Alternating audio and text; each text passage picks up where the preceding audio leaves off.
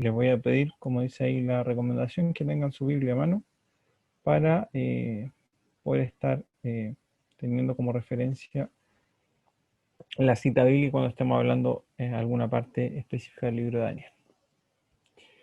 Ya, comenzamos.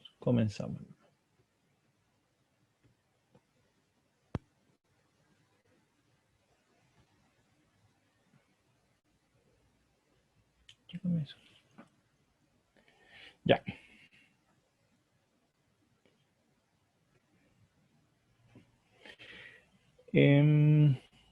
Si tuviéramos que hacer como un cuadro de honor, ¿cierto?, entre los hombres de la antigüedad o de la historia judía, podemos decir que Daniel es uno de los más grandes, ¿ya? Ya sea por testimonio, por el nivel de profecía que pudo desarrollar, es un profeta mayor, ¿verdad? Así que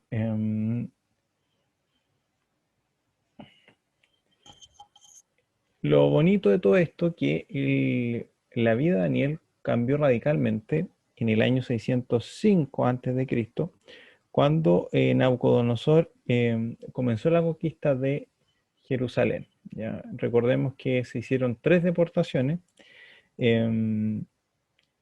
Daniel fue parte del primer grupo que fue deportado a Babilonia, y la costumbre de los babilonios era tomar personas que tuviesen capacidades destacadas dentro de las ciudades o distintas culturas que iban conquistando para enriquecerse también y aprovechar esos conocimientos. Así que deciden tomar a este joven llamado Daniel. En el imperio babilónico propiamente tal, Daniel ejerció labores en la administración, ¿cierto? Siendo parte de la corte real, teniendo un cargo importante como el líder de estos adivinos o consejeros que se rodeaban a Nabucodonosor durante más de 40 años. El nombre de Daniel significa Dios es mi juez. Destaca no solo su visión, ¿cierto?, de las cosas futuras, sino que también su capacidad en las labores, por decirlo así, no religiosas. ¿Ya? Él también tuvo un cargo dentro del gobierno y destacó, o sea, fue uno de los más importantes. Y se destaca la sabiduría y sobre todo porque la bendición de Dios estaba sobre él.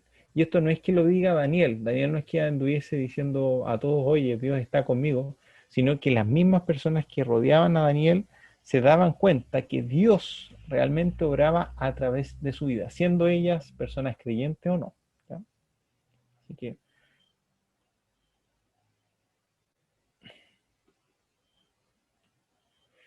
bueno, el libro de Daniel no está escrito de manera cronológica, por distintos motivos, porque se separa un poco la vida secular de Daniel hasta el capítulo 7 y después hay un quiebre, por decirlo así, y ahí después se relata lo que son las profecías de los últimos tiempos. ¿Ya? Entonces hay algunos hechos cronológicos que no nos cuadran mucho por los protagonistas ni por el tiempo cuando ocurrieron, pero si tuviéramos que ordenar, tendría que ser este el orden. Primero tenemos el cautiverio, 605 al 604 a.C. Tenemos el sueño de Nabucodonosor de la imagen. Después cuando Nabucodonosor hace esta estatua para ser adorada, donde echaron a los hebreos al horno de fuego. Después tenemos el sueño de Nabucodonosor sobre ese árbol, su sentencia de caída, la visión de las 4 bestias, la visión del carnívoro el macho cabrío, la fiesta de Belsasar que nos marca la caída de Babilonia en el año 538. Perdón. ¿Por qué es importante este episodio dentro de la historia de la nación de Israel? De acuerdo a lo que ya hemos visto durante algunos estudios. ¿Qué me podrían decir ustedes? ¿Por qué es importante para la historia de los hebreos la caída de Babilonia?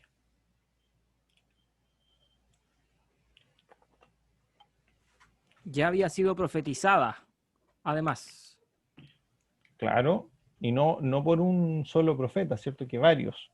Así es. Eh, Aprovechando que está Cristóbal ahí, le vamos a preguntar, ¿cuál fue el motivo de la deportación? ¿Por qué el Señor permite que Jerusalén caiga y empiecen a ser deportados los hebreos hacia Babilonia? Sí, bueno, la deportación es ampliamente profetizada por una serie de profetas. La semana pasada veíamos Jeremías, quien vivió, profetizó y vivió la deportación. ¿Sí? Y la razón fue su constante pecado. Como Israel, Judá no había aprendido de Israel, que ya había caído en el mismo destino y ellos habían desechado a Dios, le habían dado la espalda, habían roto el pacto y estaban viviendo las consecuencias de profecías ya dictadas hace varios años seguidos por distintos profetas que habían advertido a la nación de su idolatría, prostitución, como llaman otros profetas también, a su pecado. Muy bien. Es una, como dice Cristóbal, una corrección de parte del Señor, pero esto tenía un tiempo establecido. Los profetas también dijeron, eran 70 años los que Dios iba a permitir que su pueblo estuviera en Babilonia. Entonces, en el 538 antes de Cristo, que también es una fecha importante, Babilonia cae de mano del imperio medo-persa. ¿Ya? Y aquí sale este famoso personaje eh, que habla Isaías de Ciro, el ungido de Dios, quien tendría la misión de repatriar a las personas que estaban ahí en Babilonia. Luego de esto teníamos la visión de las 70 semanas, que es uno eh, de los pasajes bíblicos estudiados por los escatólogos, aquellos que se preocupan de todo lo que tiene que ver con los últimos tiempos, la consumación de los tiempos, que también vamos a hablar un poquito de estas 70 semanas. Después tenemos el foso de los leones. Generalmente, yo cuando era chico, me mostraban imágenes de Daniel en el foso de los leones y me mostraban un muchacho jovencito en el foso de los leones. Pero esto fue al final de la vida de Daniel, fue cuando ya Daniel tenía más de 80 años. Recordemos que no fueron los babilonios, un rey babilonio el que lo metió ahí, sino que ya eran persas, cuando Daniel estaba sirviendo, estaba jubilado, ¿cierto?, a la corte real y ya eran los persas los que gobernaban Babilonia, y en esas circunstancias fue echado en el foso de los leones, en un periodo uno dice ya, un abuelito, déjenlo en paz, ¿qué más quieren? Pero en ese periodo fue cuando el Señor le dio quizás una de las pruebas más grandes de su vida, cuando ya su vida se iba. Y tenemos los capítulos 10 al 12 con las visiones finales, como les decía, de los últimos tiempos. Daniel es, bueno, toda la profecía bíblica, como lo había dicho Cristóbal, tenía esta característica de ser exacta, no es vaga, pero Daniel como que cumple al pie de la letra con esa definición, ¿m? Porque es muy exacto en cuanto a sus visiones y panorama profético para la nación de Israel fundamentalmente. Bueno, tenemos los primeros capítulos que nos relatan a este grupo de hebreos, compuesto por cuatro amigos, ¿cierto? Daniel y sus cuatro amigos que fueron sometidos a, imagínense usted ser joven. Además, estos jóvenes no eran personas de baja clase, eran personas que eran de la corte real, ¿cierto? En Jerusalén, seguramente tenían familia real, tenían sangre real, como dicen, sangre azul. Por lo tanto, ellos no estaban acostumbrados a ser tratados de la forma en que quizás los babilonios lo hicieron cuando los tomaron de sus casas, siendo muy jóvenes, llevándolos a una tierra extraña y sometiéndoles a un nuevo régimen. Eh, Hay tres tiempos difíciles, ¿cierto?, en la vida de Daniel, pero este sin duda fue un precedente para todos los demás. Siendo muy joven, Daniel tuvo que demostrar que su fe en Dios era una fe fuerte, era una fe que no iba a depender de las circunstancias. Porque muchas veces nosotros, incluso personalmente, uno condiciona su relación con Dios, uno condiciona su fidelidad con Dios de acuerdo a las circunstancias. Entonces, si llegamos a fallarle al Señor, les decimos, Señor, pero entiéndeme, me sentí solo, me sentí desamparado, tuve miedo y tuve que hacerlo. Y nos hacemos víctimas de nuestras circunstancias, pero hay ejemplos bíblicos, y aquí hay un caso firme y muy gráfico: Daniel y sus amigos, personas que fueron sacados de su hogar, personas que fueron sacados de su familia, personas que fueron llevados a una nueva cultura, a una nueva nación, donde no tenían una iglesia, un templo donde congregarse, donde no se les enseñaba palabra de Dios, donde lo único que se quería era babilonizarlos, cambiarles el chip, hacerles un lavado de cerebro. Al rey de Babilonia no le servían judíos al servicio de él, él quería babilonios. Por lo tanto, fueron sometidos a 3 años de estudio donde vieron cosas que no eran la palabra de Dios precisamente. Recordemos que a ellos se les metió en esta categoría de adivinos y hechiceros. Entonces, tuvieron que ver muchas cosas que muchas de ellas atentaban incluso contra su propia fe. Y fue fuerte la adversidad que enfrentaron estos jóvenes. La palabra de Dios los muestra como fuertes físicamente y hermosos. Tenían experiencia social, tenían carisma, por decirlo así, y gozaban de la simpatía de otros con mentes alertas y bien educados. Y lo más importante, que eran temerosos de Dios. Como dice la palabra, el principio de la sabiduría es el temor de Jehová. Busca primero el reino de Dios y su justicia, y todas estas cosas os serán añadidas. Y cuando el Señor dice estas palabras, está hablando de lo material, de aquellas cosas que a veces nos preocupan y nos quitan el sueño. Busca primero el reino de Dios y su justicia, y Él va a ordenar todas las demás cosas. Fueron sometidos a 4 cosas distintas, como les dije. Primero, un nuevo hogar, sacados de su tierra, llevados a Babilonia. Eso ya es algo fuerte. Imagínense ustedes tomar un muchacho que está en su casa, sacarlo de manera violenta y alejarlo de su familia para siempre. Recordemos que quizá hoy día es más fácil estar comunicado con nuestra familia porque tenemos el WhatsApp, tenemos un montón de... O sea, miren, ahora el Zoom, estamos haciendo estudio con hermanos de Santiago, pero en aquellos tiempos no existían esa herramientas. Lo más probable es que la última vez que muchos de ellos vieron a sus padres, a sus madres y amigos, fue algo brusco. Además, pensemos que es algo que ellos no se buscaron, porque siendo jóvenes devotos del Señor, qué gran pecado habrán cometido ellos, pero vivieron las consecuencias, ¿cierto?, de la maldad y la impiedad de la nación de Dios, que practicó por largos años, donde fue una y otra vez advertida a través de los profetas. Un nuevo conocimiento, un nuevo conocimiento.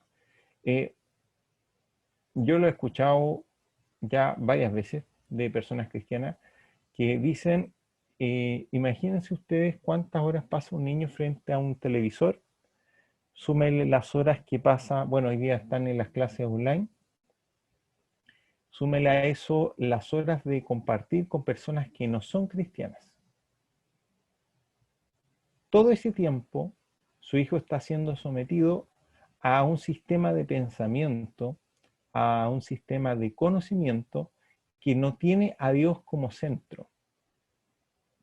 No estoy diciendo que sea malo que los niños vayan al colegio o que tengan amigos, no.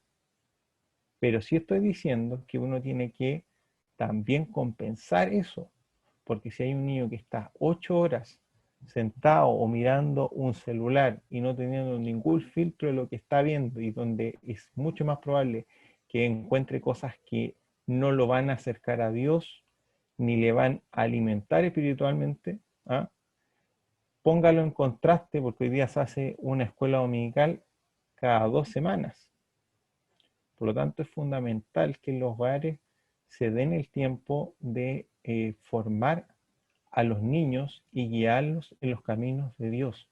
Darse ese tiempo, porque la palabra de Dios dice, instruye al niño en su camino y cuando sea viejo, él nunca se va a apartar, porque los primeros 5 o 6 años determinan el carácter de un muchacho. Hay situaciones, hay conocimientos que los consolidamos cuando son chiquititos esos niños, nunca se van a apartar del Señor.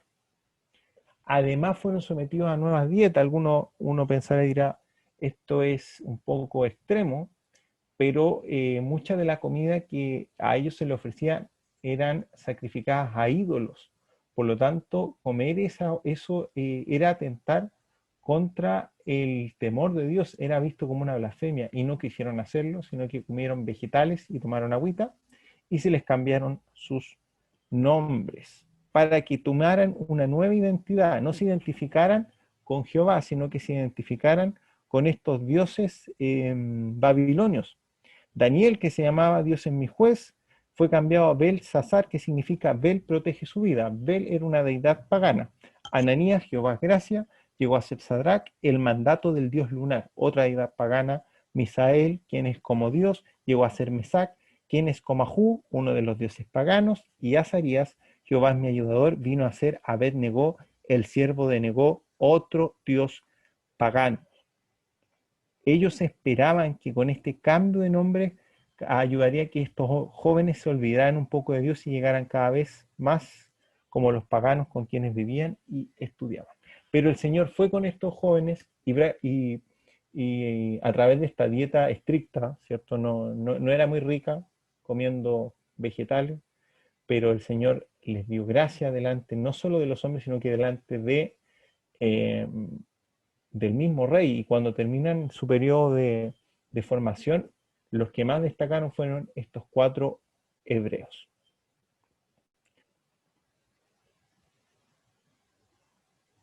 Las pruebas, ¿cierto?, tuvieron que estar sometidos durante 10 días. Con el jefe de los mayordomos hicieron ahí un arreglo y le dijo, después de 10 días vas a vernos, si estamos muy flacuchentos o tenemos cara de debilidad, nos va a dar la misma comida que les da al resto.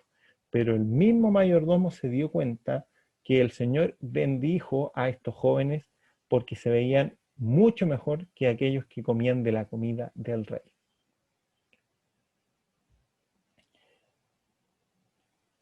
Sigamos. El capítulo 2 del libro de Daniel nos muestra una situación bien particular donde el Señor le entrega una oportunidad para que Daniel, ¿cierto?, pudiera destacar dentro de esta cultura, esta nación que estaba lejos del Señor. Nabucodonosor tuvo un sueño y le pidió a todos sus adivinos, brujos, que adivinaran primero qué sueño había tenido y el segundo era que le dijeran el significado de aquel sueño. Y es un sueño que para nosotros tiene mucho valor hasta el día de hoy. Nabucodonosor soñó con esta estatua que ustedes ven aquí a continuación. La cabeza era de oro, ¿cierto? El pecho era de plata, la falda y los muslos eran de bronce y las piernas eran de hierro. Y los pies eran una mezcla de barro con hierro. La cabeza, que era el oro, el Señor le muestra a Daniel porque aquí los reyes no tenían mucha paciencia. Dijo, o sea, me dicen cuál es mi sueño o los mato a todos.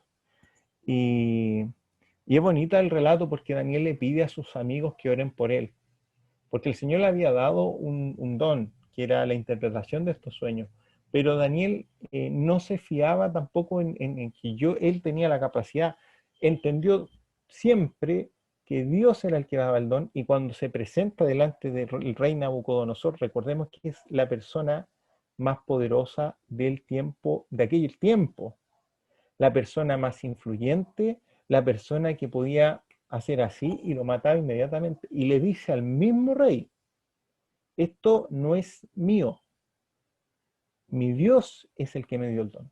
Y da gloria a Dios delante de este rey. qué tremendo y qué bonito el ejemplo que nos da Daniel de poder ser luz en medio de cualquier circunstancia. ¿Mm? A veces nos da miedo hablarle de Dios al jefe o quizá alguna autoridad, pero ellos también necesitan de Dios. ¿Mm? La luz de Cristo tiene que brillar en todo lugar. Marco, ¿Sí? veo mucha correspondencia entre José y Daniel. Mm, Viven cosas muy similares. Ambos llegan a una ciudad extranjera no por voluntad propia, a la fuerza. Ambos son acusados injustamente, Daniel y José. Y ambos le revelan un sueño al rey del momento o del imperio en el que estaban, pero lo más particular, más que las circunstancias, son las actitudes de ambos. Porque José también hace exactamente lo mismo que Daniel.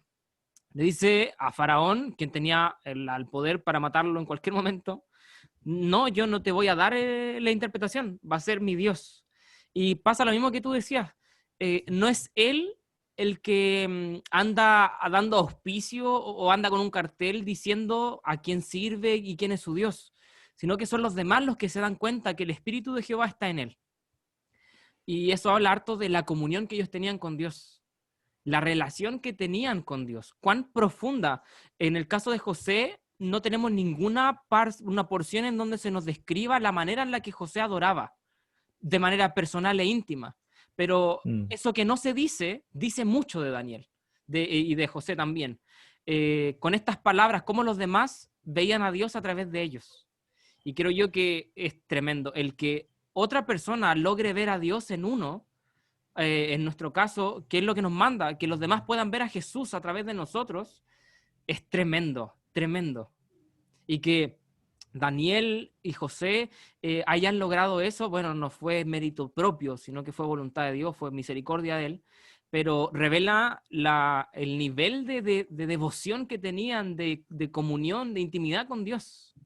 Y no en su casa, no en la comodidad de su tierra, en la comodidad de su familia, sino en tierra extraña, en una oposición gigante y en circunstancias súper adversas. Sí. He escuchado mucho de jóvenes que han dicho, yo no seguía a Dios porque mis padres se fueron de la iglesia, o yo no seguía a Dios porque quizás mi familia se quebró, se separaron mis padres, ¿cómo yo poder seguir a Dios? Y, y aquí hay un ejemplo que no hay una excusa para no servir a Dios bajo ninguna circunstancia.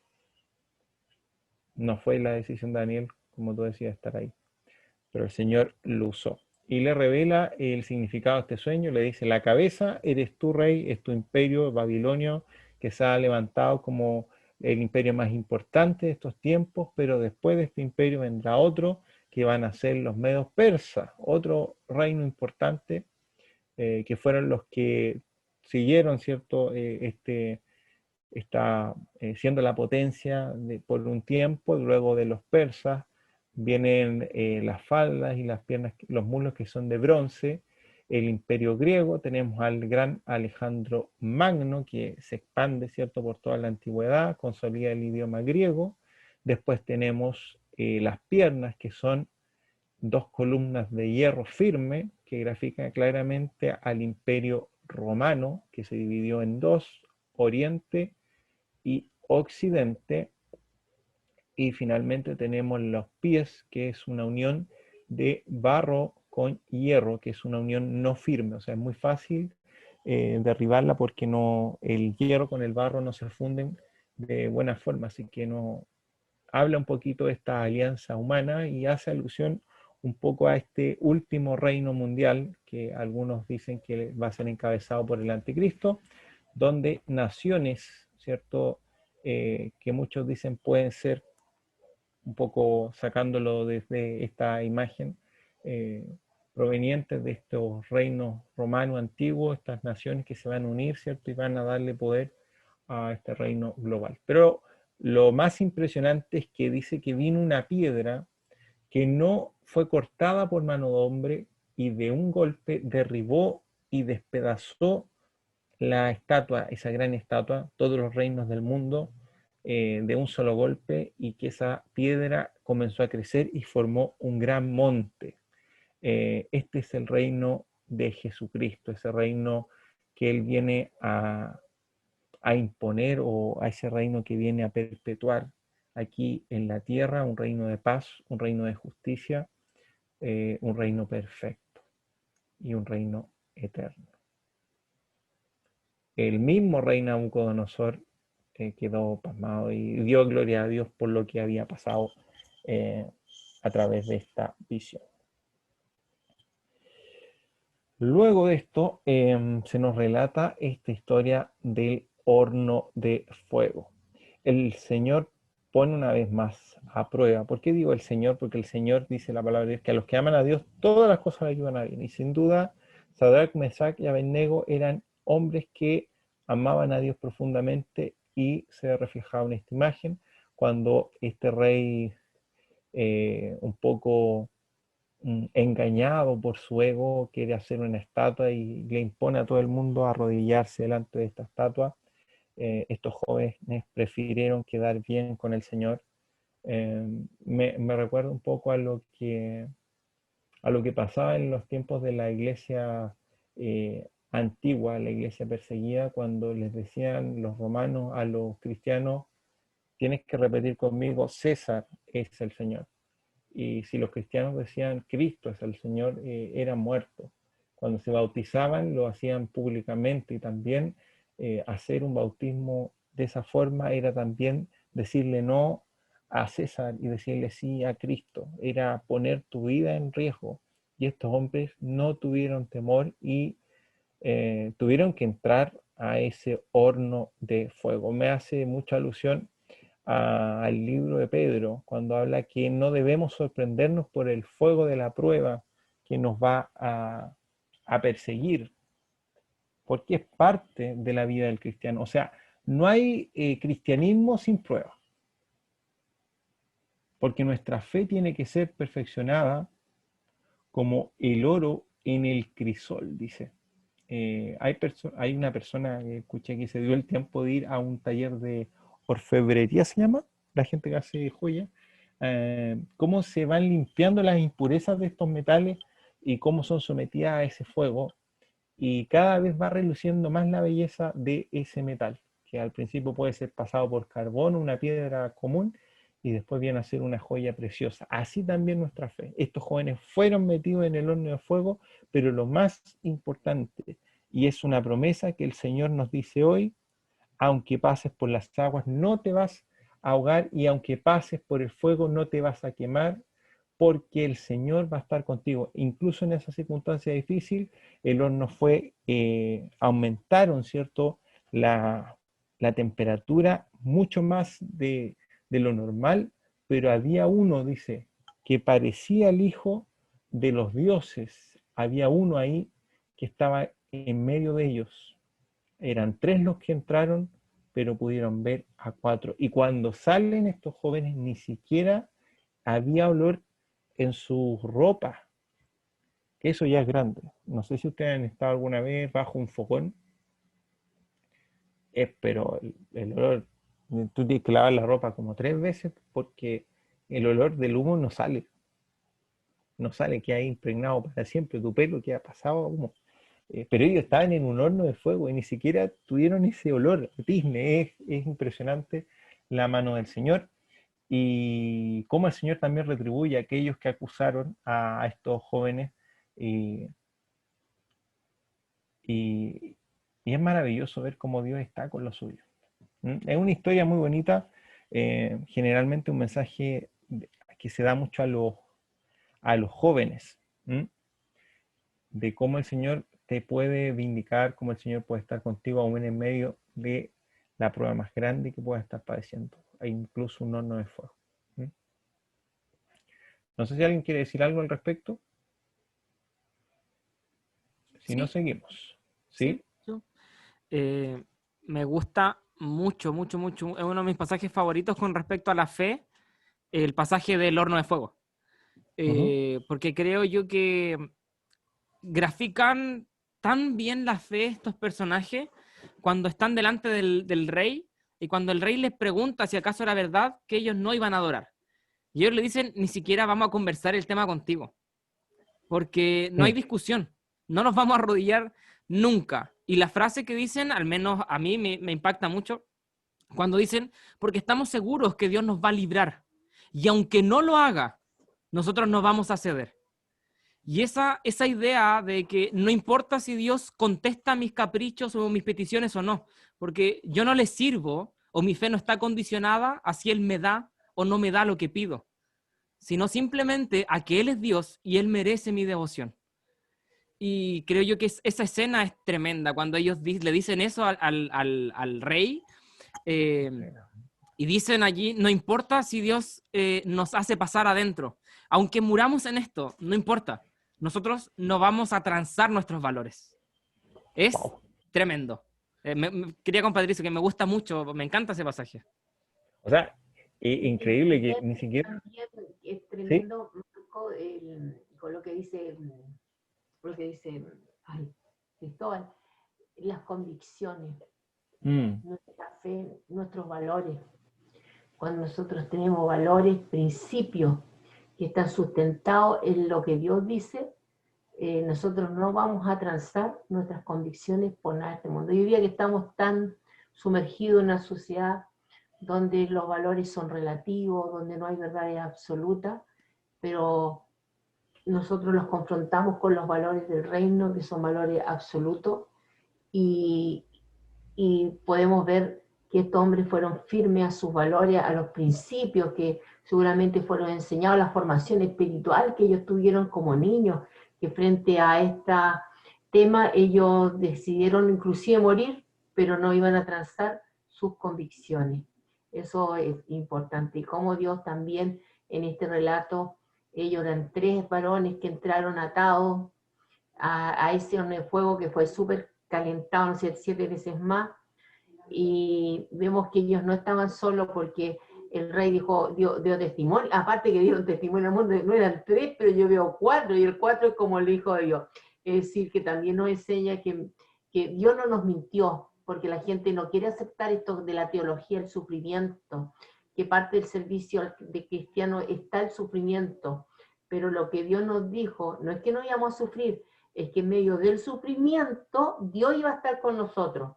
Y aquí lo podemos ver, pero totalmente, porque eran 3, pero había un cuarto que los protegió del horno de prueba. La fe tiene que ser probada para que madure.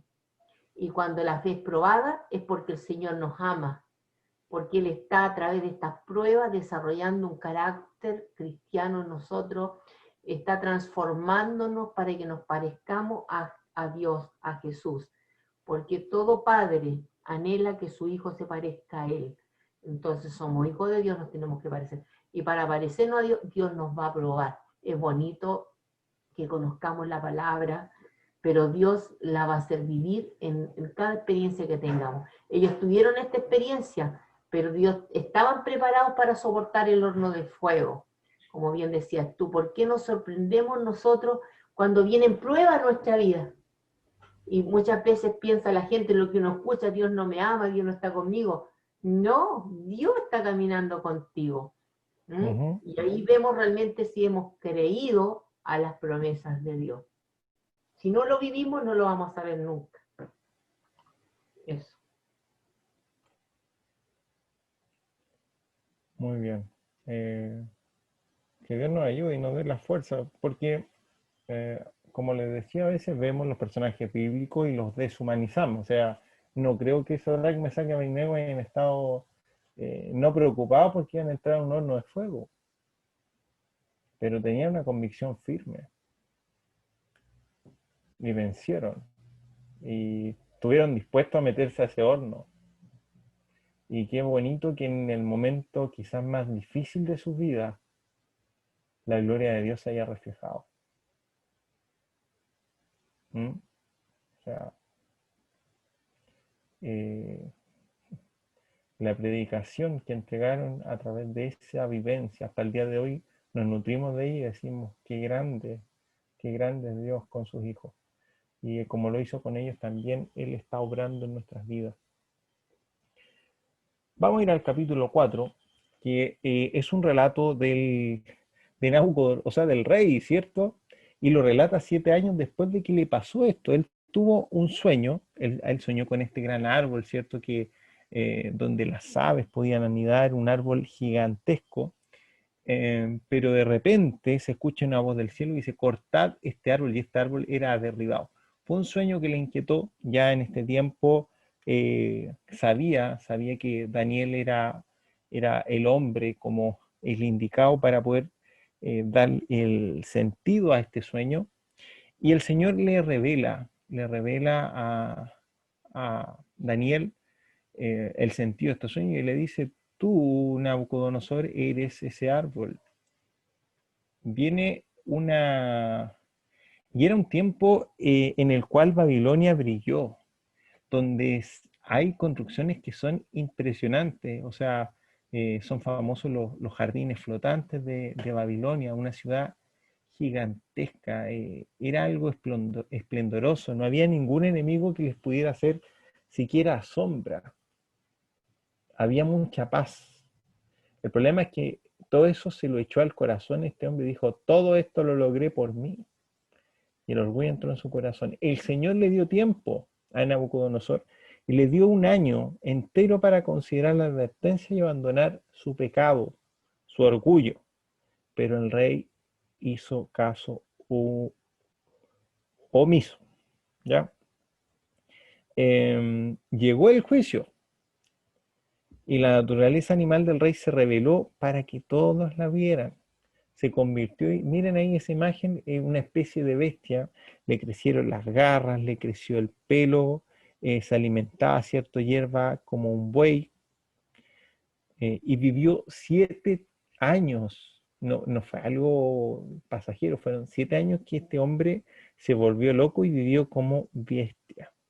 Eh, Cuando Dios quiere humillar a alguien, lo puede hacer rápida y completamente. Después de 7 años, el mismo Nabucodonosor dice que alcé mis ojos al cielo eh, y bendije al Altísimo y alabé a Dios. El rey, después de 7 años, aprendió una lección. Él no era nada y Dios era todo. Si él estaba en ese lugar es porque Dios lo había puesto en aquel lugar. El Señor le revela a Daniel y dice, el Señor es quien pone, quita reyes, quien levanta y saca reinos. El Señor de todos los tiempos es uno, Jehová. Y nosotros somos solo creación suya, nada más.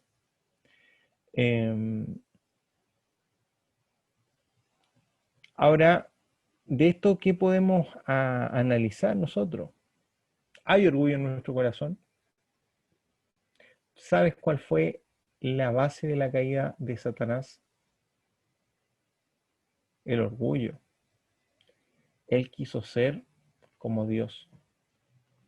Y fue la misma herramienta que utilizó con Eva, cuando le dijo, si tú comes del árbol, tú no vas a morir, tú vas a ser como Dios. El orgullo es algo sumamente peligroso que no deja obrar la gracia y el amor de Cristo en nuestras vidas. Cuando decimos que la salvación es por gracia, también hay un reconocimiento que yo no lo merezco. Yo no soy bueno para recibirlo. Es gracia, es un favor totalmente inmerecido. Por eso Dios al orgulloso mira de lejos, pero al humilde es a quien Él atiende y está dispuesto a escuchar todas sus peticiones. Así que Dios nos libre del orgullo y que no tengamos que vivir un proceso como el de Nabucodonosor, para que estando en esa condición realmente podamos decir, Dios es el que nos da todas las cosas. Qué importante es la gratitud. El libro de Romanos nos habla de la decadencia del hombre y el primer paso es la ingratitud. No reconocer a Dios, por eso dice el Señor a través de su palabra que debemos reconocerlo en todos nuestros caminos. Pedir la bendición no es un acto religioso, es decirle al Señor, gracias por tu provisión. Si no fuera por Él, nada de lo que somos, nada de lo que tenemos, nada podría ser posible. nos saltamos entonces ahora al capítulo 5. Qué bueno que pudimos ver el cuadro anterior porque, como les digo, las historias están medias desordenadas. En el capítulo 5 pasan, para que ustedes vean, 20 años aproximadamente entre el capítulo 4 y el 5 de Daniel. Nabucodonosor ya no está, ¿cierto?, como rey de Babilonia. Lo sucedió un hijo que lo asesinó su cuñado a este hijo. Este a su vez reinó 4 años, pero murió en batalla. El segundo de los gobernantes, después de que este rey tomara posesión de Babilonia, fue Nabodino. En realidad era el yerno de Nabucodonosor y estaba casado con la viuda de uno de los reyes anteriores. En este tiempo era el rey del imperio babilonio y su hijo Belsasar era el rey de la ciudad de Babilonia. Acá sale Belsasar. Esto explica por qué se menciona a Daniel como el tercer señor, ¿ya? ¿Qué hace Belsasar? Belsasar está en un banquete disfrutando con toda su gente. Él estaba a cargo de Babilonia, él pensaba que Babilonia nunca iba a caer. Entonces hizo fiesta, le gustaba la fiesta al hombre, y de repente pasa esto, esta imagen que nosotros vemos en la pared. Hay una mano que comienza a escribir unas palabras en un idioma que y unas palabras que muchos no las lograron entender. Tuvo miedo. Mandaron a buscar al viejito Daniel para saber qué pasaba. Lo que él ignoraba, que tenía porta a los medos persas. Los medos persas, ¿cómo conquistan Babilonia? Ni siquiera tuvieron que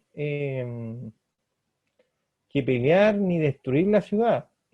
Ellos desviaron el caudal de un río y por ese canal lograron entrar. Los babilonios estaban tan confiados de lo impenetrable y lo grande que era su ciudad, que vieron a los medos persas haciendo esto y no pensaron que era una forma para poder penetrar a la ciudad a través de esos canales.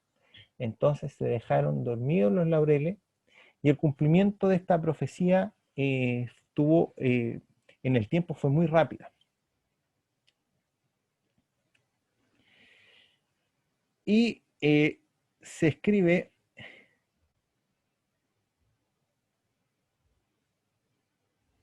las palabras que se escriben en la pared.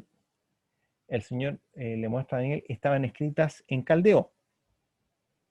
En Babilonia una mina y un tequel eran pesas diferentes. La palabra Pérez significa dividir. Cuando los magos vieron estas palabras en la pared no pudieron entender el significado, pero Dios le dio a Daniel la interpretación. Decía, estas eran las palabras: contado, pesado, dividido. Esto hablaba que los días de Belsasar estaban contados, que el tiempo de él había finalizado. Dios los pesó en su balanza y lo encontró falto, y ahora su reino sería quitado. Los medios y los persas dividirían su reino. Y téngase presente que Darío estaba a las puertas de la ciudad a esa misma hora. Creyó Belsasar el mensaje de Dios después de todo su temor y temblor, porque cuando vio eso, él quedó pasmado, sus piernas tiritaban de miedo. No hay evidencia de un arrepentimiento ni preocupación. Cumplió la promesa de hacer a Daniel el tercer gobernante como si su reino fuera a continuar para siempre. El orgullo, la lujuria y la indiferencia del rey lo llevó a su caída final.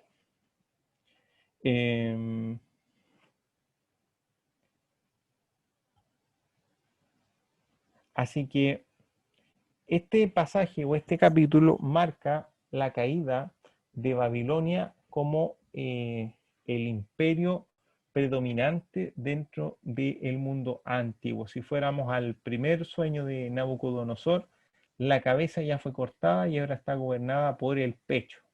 Los medos persas eran los nuevos gobernantes del mundo.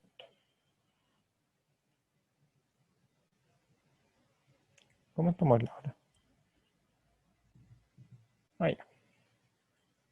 No sé si alguien tiene alguna duda o consulta al respecto. ¿Podemos seguir?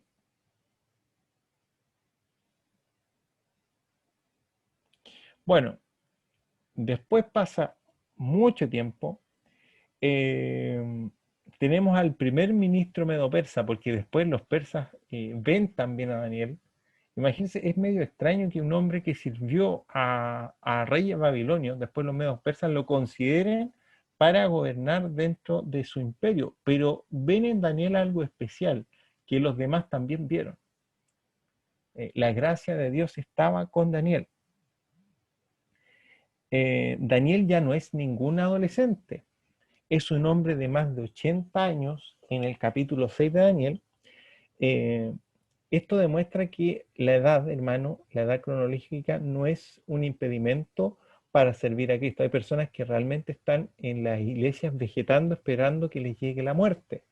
Pero también hay algunos Caleb por ahí que están pidiendo los montes más difíciles para ir a conquistarlos. O sea, están con proyectos, están esperando, ¿cierto?, alguna área de trabajo quizás que no se haya explotado para estar ahí, eh, porque el Señor no mira ese impedimento de la edad. Y vemos aquí en este relato del capítulo 6 algo que nos da la dirección. A ver, hay personas que dicen que la clave del éxito, la fórmula del éxito no existe, que depende de accidentes o de suerte. Pero aquí hay un detalle en la vida de Daniel y que creo que sus amigos también lo tenían. La vida de Daniel era una vida marcada por la oración. Era un hombre de oración. Grandes hombres de Dios son grandes hombres de oración. ¿Por qué creen ustedes que los discípulos a Jesucristo no le dijeron nunca: Señor, enséñanos a multiplicar los alimentos, enséñanos a levantar muertos, enséñanos a caminar sobre las aguas? Pero sí le dijeron: Señor, enséñanos a orar?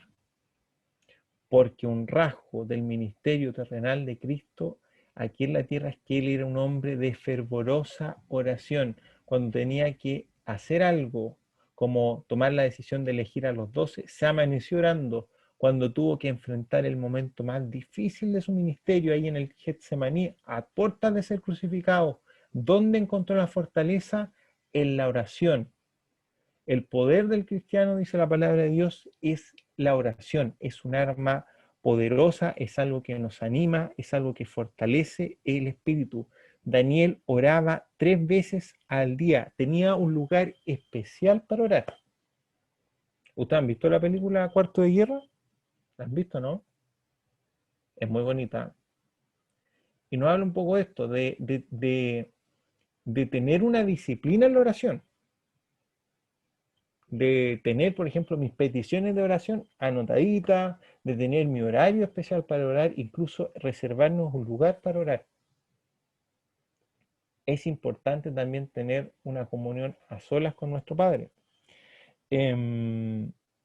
Tarde y mañana y a mediodía oraré y clamaré, dice el Salmo 55. Así empezaba Daniel su día, orando a Dios, y a muy buena hora lo hacía. Daniel iba a enfrentar una de las pruebas más importantes en su vida, y Jesucristo nos dio una clave para enfrentar las circunstancias difíciles: velad y orad. La oración no era algo incidental en la vida de Daniel, era lo más importante. Tenía un lugar, horas especiales, hablaba con el Señor siempre. Fue el andar fiel de Daniel y su vida de oración constante lo que hizo de él uno de los amados hijos de Dios. Cuán importante es empezar el día en el Señor. Tenemos pasajes bíblicos que nos hablan de otros hombres de Dios que eran de oración, como Abraham, como David y como nuestro Señor Jesucristo. El problema de Daniel es que, como era una persona tan destacada, tenía muchos enemigos, había mucha envidia, había muchas personas que lo querían abajo porque todos querían el puesto de Daniel. Era prácticamente el segundo al mando en la tierra. Vemos que Darío estaba tan impresionado con Daniel que planeaba dejarlo como oficialmente el segundo al mando. Los otros 122 líderes que estaban ahí en la corte no estaban contentos con el éxito de Daniel, porque además que él era extranjero y judío, ¿cómo podía ser que él quedara al mando? Así que armaron un plan para engañar, ¿cierto? O entrampar un poco la decisión del rey, cosa que Daniel, que oraba 3 veces al día, de puerta a la calle, ¿cierto? Fuese enjuiciado por esa labor y por eso mismo, por orar a Dios. Imagínense, cualquiera de ustedes dirán, Señor, yo te soy fiel, te busco y así me... con leones. Y lo acusaron y Daniel tuvo que ir al foso de los leones. El abuelito de 80 años que ya quizás uno dirá lo había pasado todo, no tenía mucho que aprender, pero estaba enfrentando una prueba dificilísima. Imagínense a usted, lo bajan ahí a un foso con leones. Qué terrible, digo yo. Pero Daniel había encontrado fortaleza, ¿cierto? En la oración, en la comunión con el Señor. Y dice la palabra de Dios que al otro día el mismo rey Darío se asoma y le pregunta si el Dios que a él servía lo había librado de la boca de los leones. Pero ¿qué fue lo que libró a Daniel de la boca de los leones? Hebreos 11 lo dice, su fe. Es increíble que este hombre, después de tantos años de vivir en una cultura pagana, en un ambiente hostil donde la gente no hablaba de Jehová, eso no afectó su fe. ¿Es posible servir a Cristo en medio de la oscuridad? Daniel es un ejemplo de eso. Su comunión diaria con el Señor era el secreto. Tenía fe y fue muy fiel.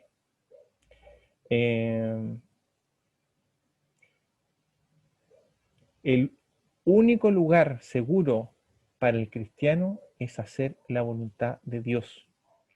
Daniel sabía que era incorrecto adorar y pedir al rey porque conocía la palabra de Dios, prefería morir obedeciendo la palabra de Dios que vivir fuera de la voluntad de Dios.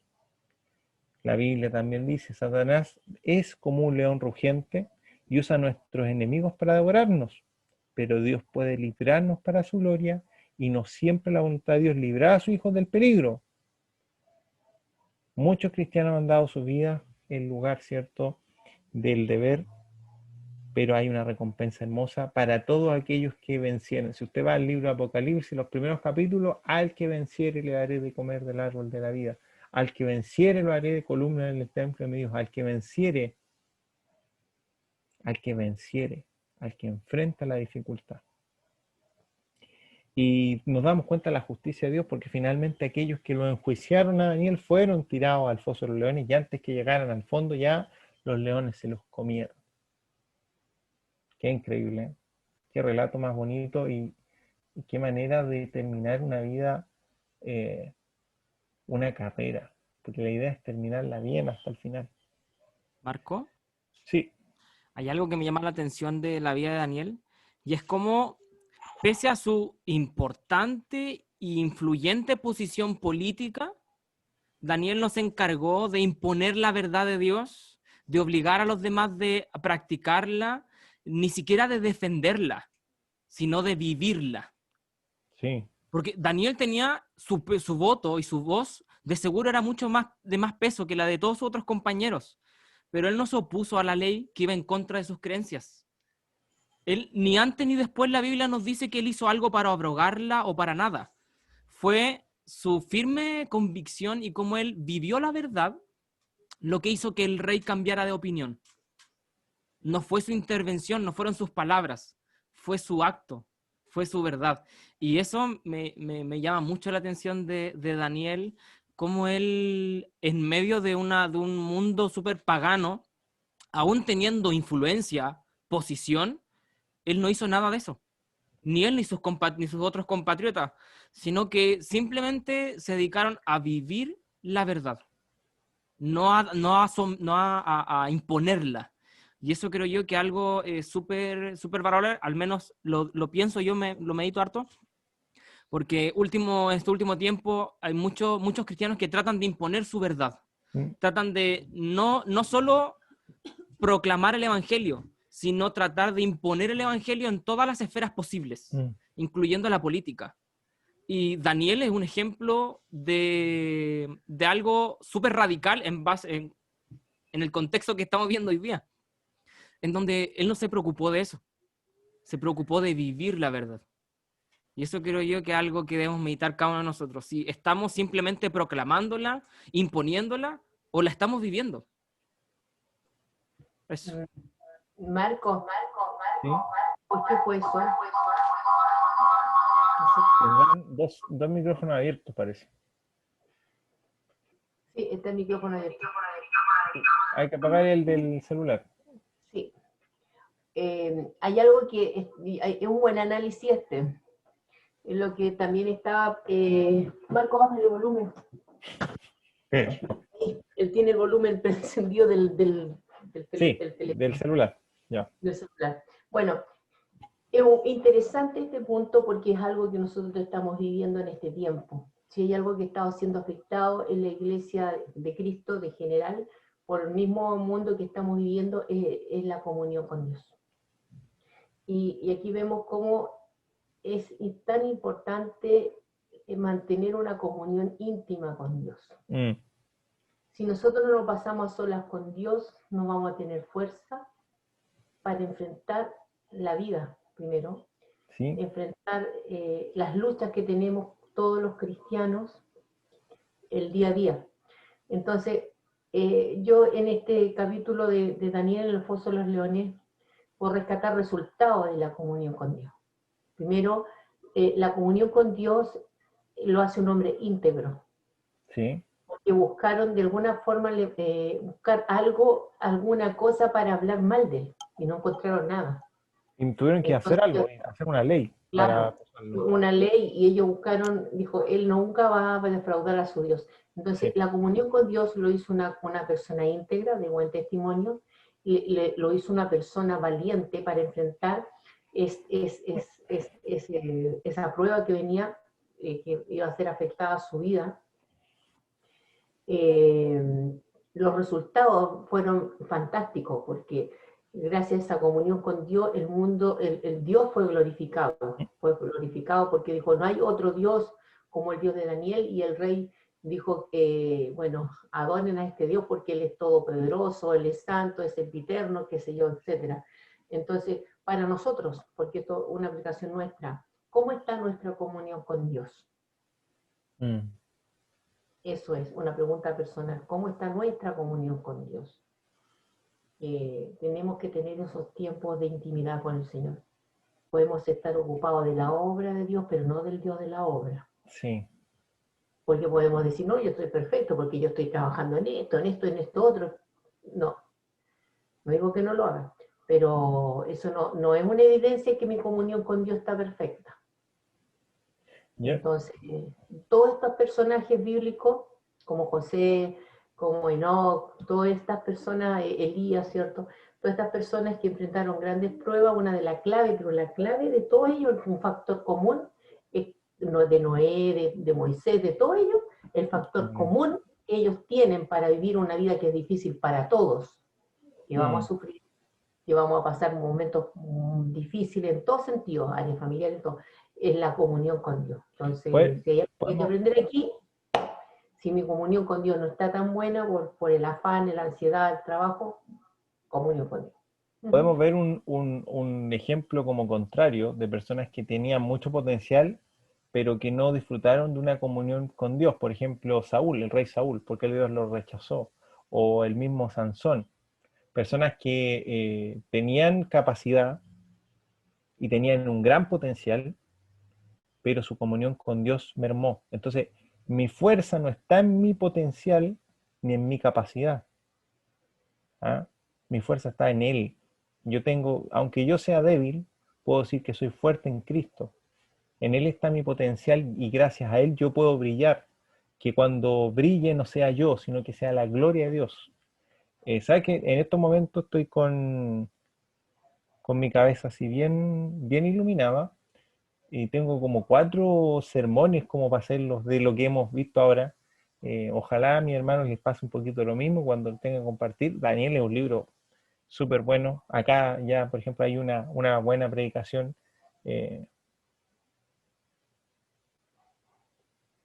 sobre la comunión, la importancia de la comunión con Dios o los resultados de una vida en comunión. Pero, ¿saben? No quiero pasar por alto la parte más, por decirlo así, más de evidente, Daniel, que la segunda área. No quiero correr con esa parte profética y me gustaría dejarlo ya para la otra semana. No sé qué les parece, eh, para poder verlo en más detalle y lo podamos entender, porque yo, por ejemplo, las 70 semanas se nombran mucho, las 4 bestias que son igual, creo que sería bonito y ojalá mi hermano se pudieran unir la otra semana y puedan leer antes estos pasajes para que tengan una idea más clara. Eh, no es tan fácil a veces entenderlo cuando uno lo ve por primera vez, pero eh, creo que acelerar esto no será tan bueno. ¿Sí? ¿Lo dejamos para otra semana? Veo al profe Cristóbal acá haciéndome que sí.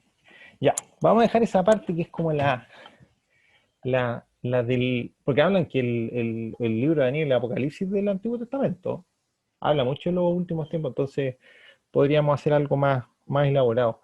Yo creo que vamos a dejar hasta aquí este estudio de Daniel.